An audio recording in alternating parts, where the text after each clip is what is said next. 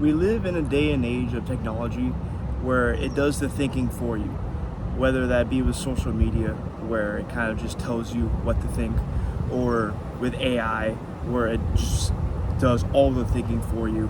It gives you all the information without you having to work for it. It seems like people have kind of forgotten how to learn, how to actually think for themselves. You know, things like critical thinking and pattern recognition and like relational thinking, things that shouldn't be considered skills, in my opinion, are considered skills today because people just don't know how to do it.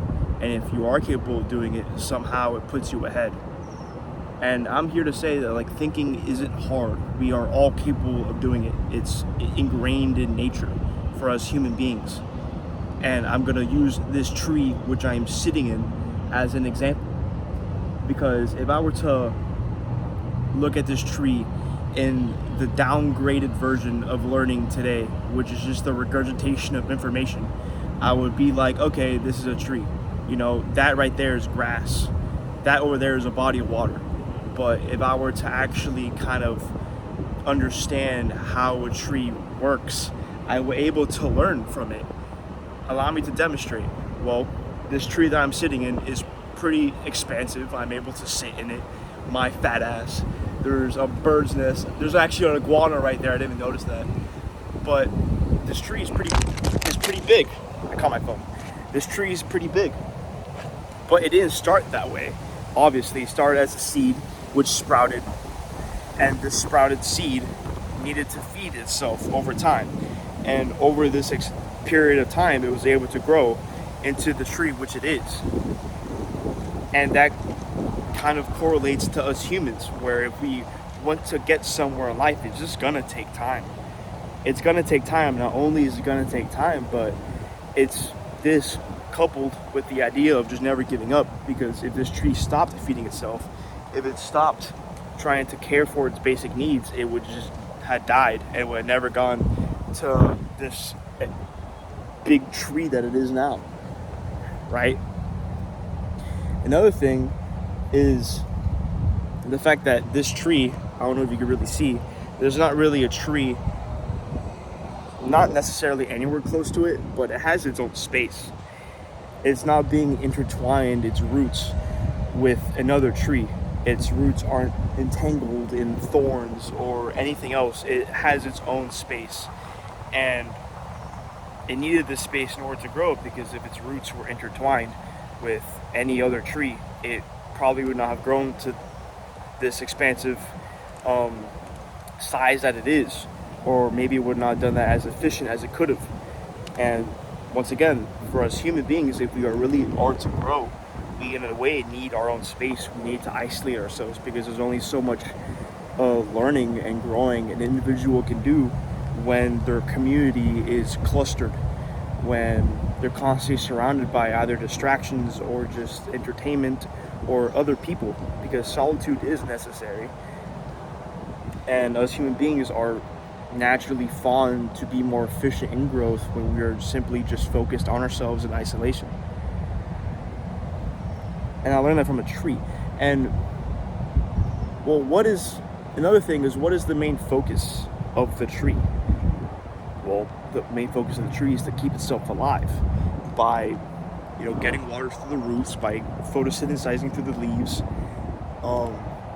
By doing this, it was able to grow to its size once again, but it's also keeping itself alive by doing this. But what is the effect of it doing this? Well, it's able to house me on the tree. It's able to house a bird's nest above me.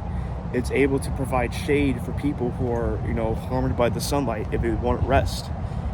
Because the tree is so focused on itself, is able to provide value to be of help to other people. And not only this, but the tree doesn't necessarily go out of its way to help other people, because if somebody doesn't want to be helped, it won't help. The tree did not run up to me and be like, yo, homie, you want to sit on me? Pause. But had it done that, I would have ran away in terror and fear, because a tree just talked to me and ran up to me, right? A tree does not, if this had fruit, it would not throw the freaking fruit at me like, yo, eat this. If I wanted to, I could pluck it. If I wanted to sit in this tree, which I am doing right now, I would voluntarily sit in the tree. The tree would not reject me either. The tree would not kick me off of its damn stump from sitting on it, but it would happily help me because it is capable of doing such. Saint Seraphim of Sarov says, acquire the peace of the Holy Spirit and thousands around you will be saved, right? If somebody is so fixated on helping other people, they are not necessarily working on themselves to be of beneficial value to help other people. However, somebody who is so focused on themselves, of fixing themselves, will, as a byproduct, just be able to help other people better.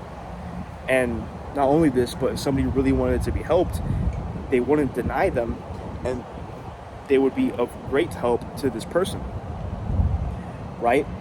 So what did I essentially just do right there? Well, instead of looking at this tree at face value and saying this is a tree, I was able to kind of understand its upbringing on being a seed and a sprout and feeding itself over time to growing to the size that it is, what the meaning of that is. And then I was also able to look at its surroundings on how it's not surrounded by any other tree and correlate meaning to that as well. And I was able to understand the focus of the tree and its effect. And none of these things could have been done if I had looked at it at face value and said this was a tree. Instead, I tried to really understand and try to correlate into my own life what this tree could provide for me. So in a way, long story short, do not let technology enslave your mind into thinking for you. Instead, just very easily just try to open up your train of thought and try to find value in something as stupid as a tree. Or, you know what I mean. Maybe that sidewalk, I could probably do a video on that, whatever.